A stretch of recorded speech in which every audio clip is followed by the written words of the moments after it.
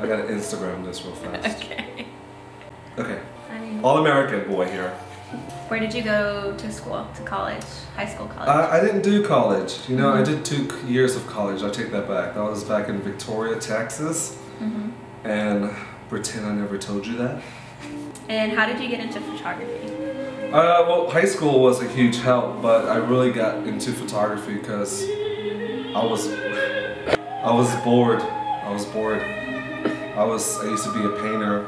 Like 4 years ago, I got really into it hardcore.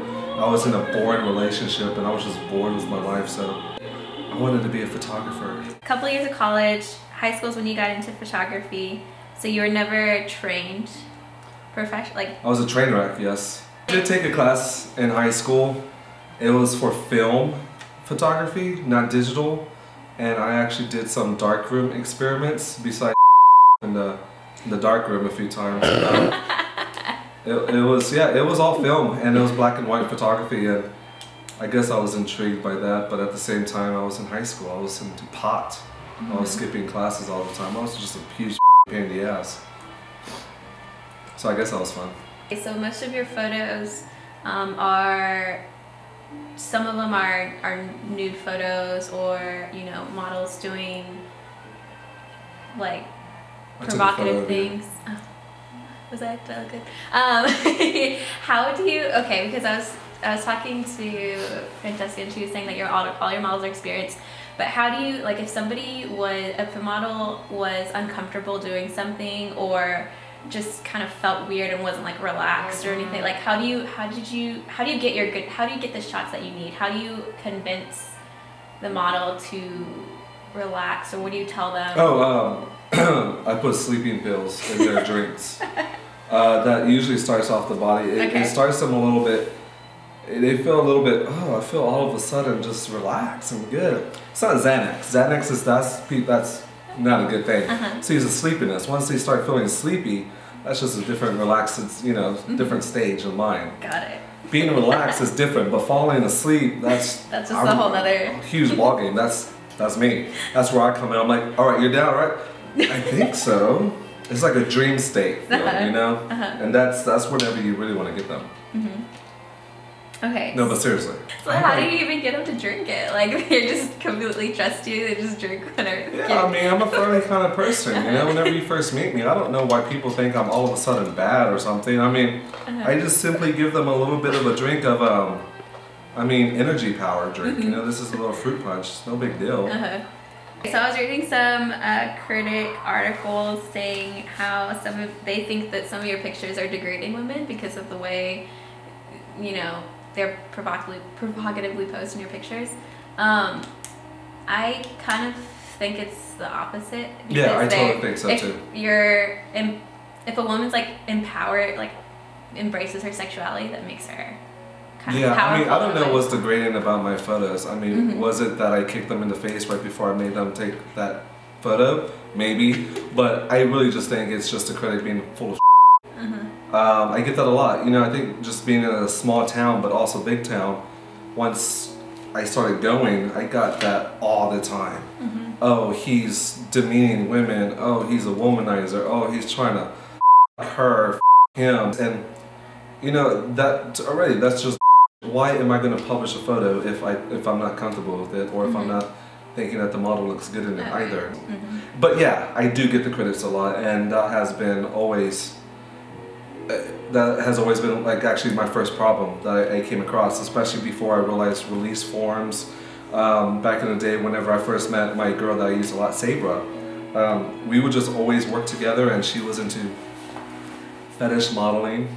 She probably won't like saying that now because she's a gorgeous pinup model, but you know, it was always weird for me. Like, why are they talking? Why are they saying, oh my god? But you know, I've kind of come to the conclusion that it's going to be said and it's going to be done, and I kind of embrace it now. If they're talking, yeah, I quote them and I post it on my newsfeed, and look what this person's saying. Yeah. I get that a lot. I still do, and it's great. I heard that you're popular with the models. Am I?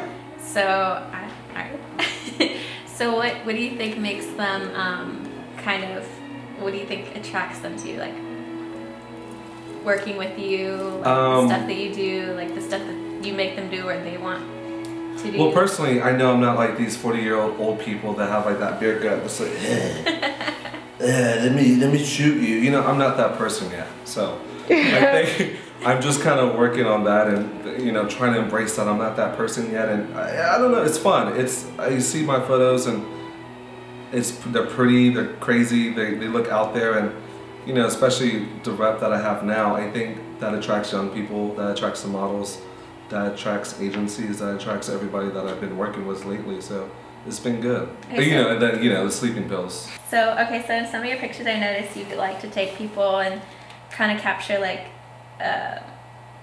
somebody at their worst and kind of making it beautiful. Yeah, and that's always by accident too. Really? Yeah. I never mean to. You know, I've gotten a few different friends with cancer, friends that are burn victims, people who dealing with HIV, and they give me these scenarios. I'm like, cool, okay, I'll take that photo, and it winds up being beautiful in a way that seems very powerful. But you know, I've never tried to do that on purpose. And it's just one of those things that just felt easily for me. And especially the whole, man, it's hard, especially with a friend who's going through chemo and I'm taking pictures of them. I saw that one. Yeah, and I'm taking pictures of them shaving their head. You know, to me, it was never meant to be like, ooh, I'm so daring, look at me, ooh, she's shaving. It's not like that at all. I did it for a friend. I did it to make her feel good, and it winded up being actually a really good, powerful shot. And it's funny that, yeah, I get that a lot. So I'm glad you noticed that. Yeah. Is that like something that you're trying to do, like capture like something that's like so real and raw that you want to just kind of like capture it in the way that I do it, yes. And I mean, all seriousness, I did that one HIV thing too, and that was kind of powerful too.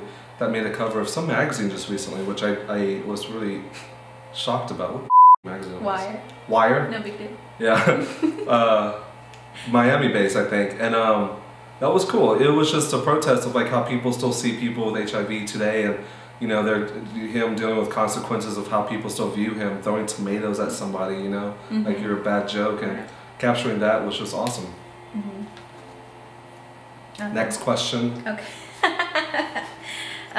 With all that being said, what was your favorite shoot or favorite picture that you've done, captured, been a part of, like the whole shoot experience? What has been your favorite so far? You know, it's hard to say. I like having a team. I've had a lot of solo projects of just me, and then working with the crew has been awesome too. So I can't pinpoint one out. Whenever I think about it, like I really don't like nobody in general.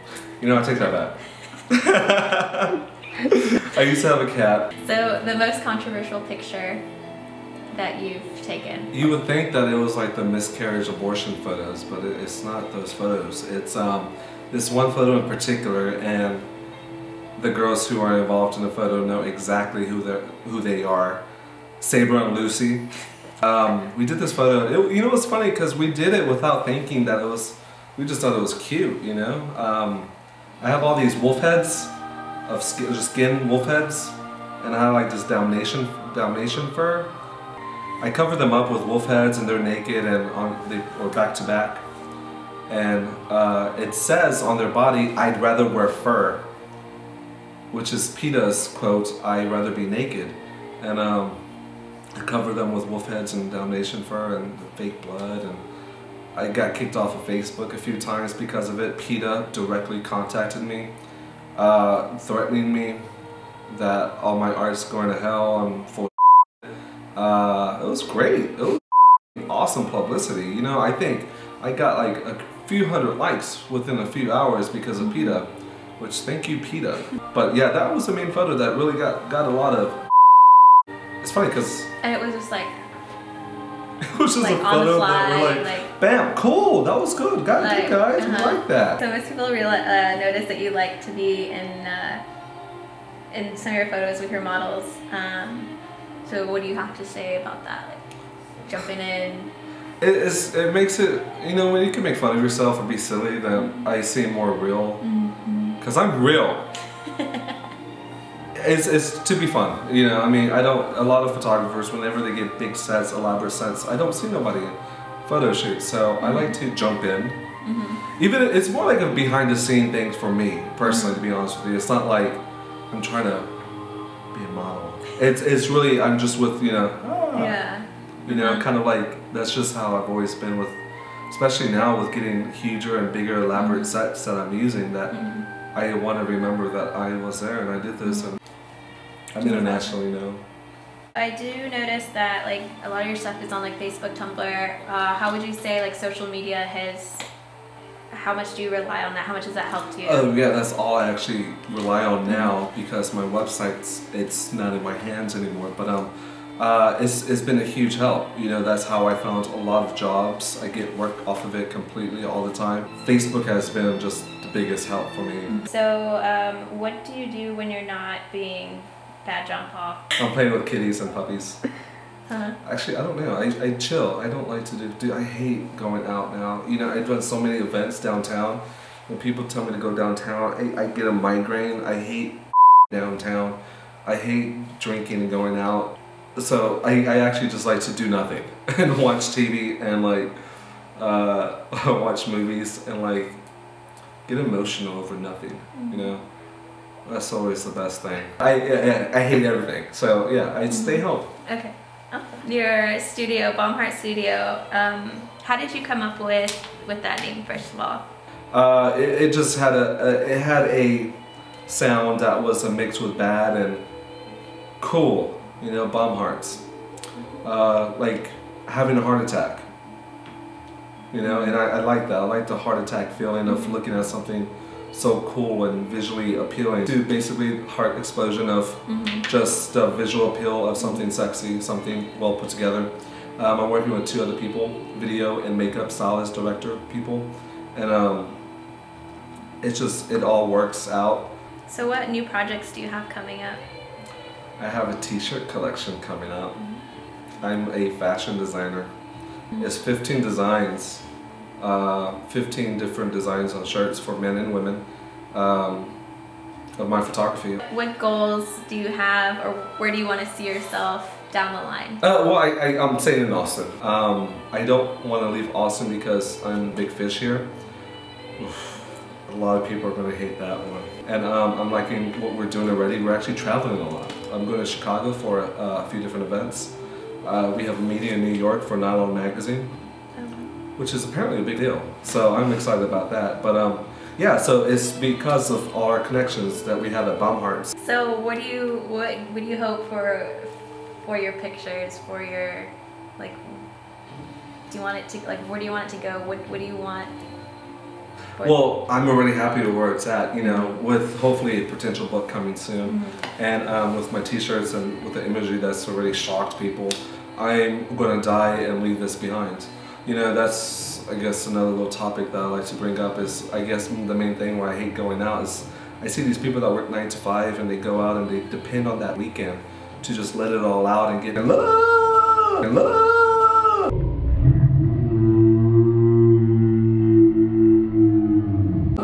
But then they go back to their regular 9 to 5. Looking at that, watching those people, I can't tolerate it.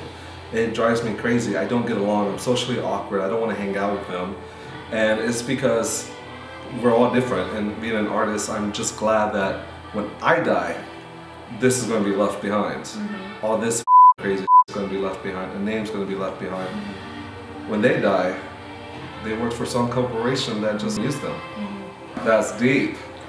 But, you know, I guess that's my hippie side. Oh, God. Don't even get me started on hippies. An all-American boy that takes dirty photos sometimes. Sometimes it's political. Sometimes I don't even know what political means. But, it.